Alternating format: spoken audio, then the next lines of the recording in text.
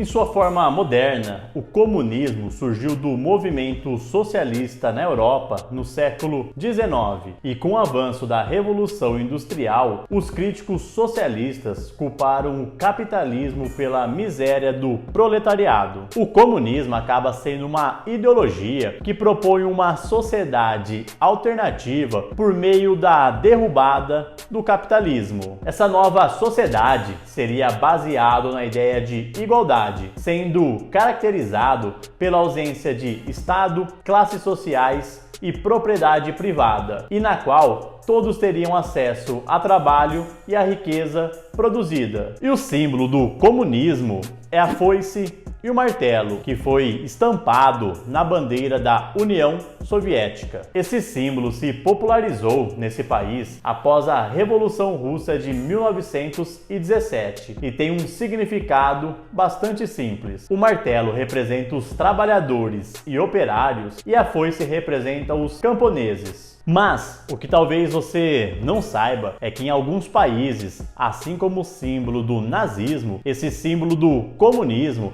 acaba sendo proibido e até considerado crime. Mas que países são esses e por que esses países acabaram proibindo símbolos comunistas?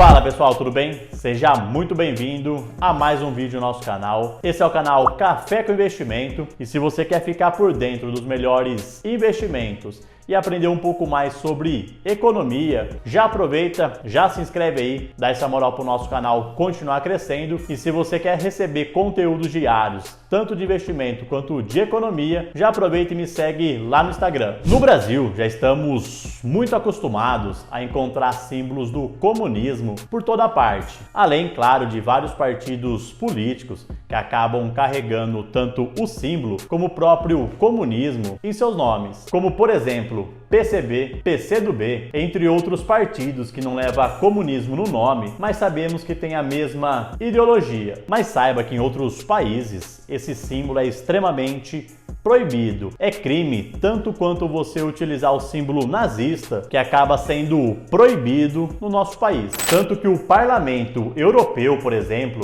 aprovou uma resolução que coloca o nazismo e o comunismo em igualdade. Mas por quê? Se você é contra todo o totalitarismo e todos os absurdos da época do nazismo, você também precisa ser contra todo o totalitarismo e todas as barbaridades que acabaram acontecendo em países que tentaram desenvolver o comunismo, pois precisa haver uma coerência quando se trata desse assunto. O comunista, além de acreditar que a violência, a guerra e a revolução é parte para conseguirem atingir o seu objetivo, que é conseguir construir um país comunista, temos vários exemplos na nossa história de como o comunismo foi tão terrível quanto o nazismo, a começar pela história do Holocausto de Holodomor. Na época do governo de Stalin, com a ideia do comunismo, os trabalhadores, percebendo que seu trabalho não estava sendo recompensado de forma justa,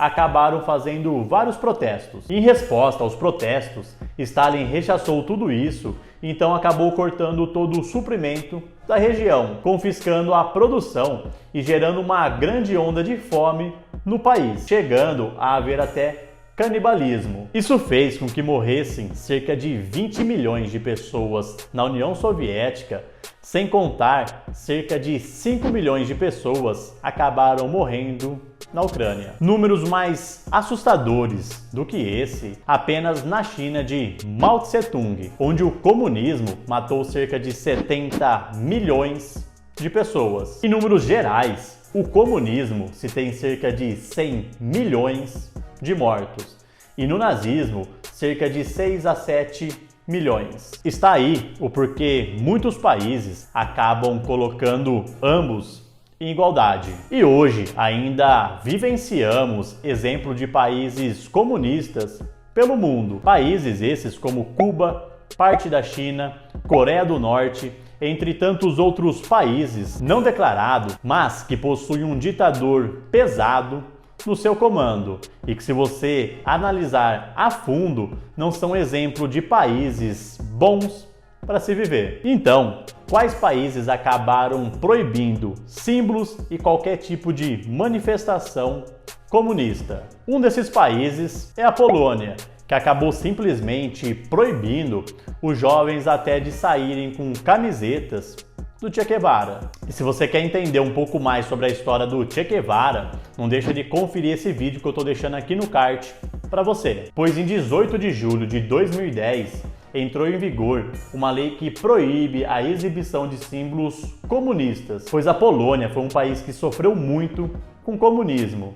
E assim, tentam simplesmente remover vestígios do seu passado comunista. E o outro país é a Lituânia, que em 2008, a antiga República Soviética da Lituânia, que hoje é membro da União Europeia, decidiu por criminalizar qualquer exibição pública de símbolos comunistas e também nazistas. Pois em 1939, a Lituânia foi simplesmente vítima do Pacto de Molotov-Ribbentrop entre a União Soviética e a Alemanha nazista, levando à sua ocupação e à sua incorporação à União Soviética. E em 1940, como resultado dessa ocupação comunista, fez com que a Lituânia perdesse 780 mil cidadãos, incluindo também 275 mil pessoas deportadas ou condenadas. E a Lituânia só foi conseguir restaurar a sua independência em 11 de março de 1990. E um outro local que acaba sendo proibido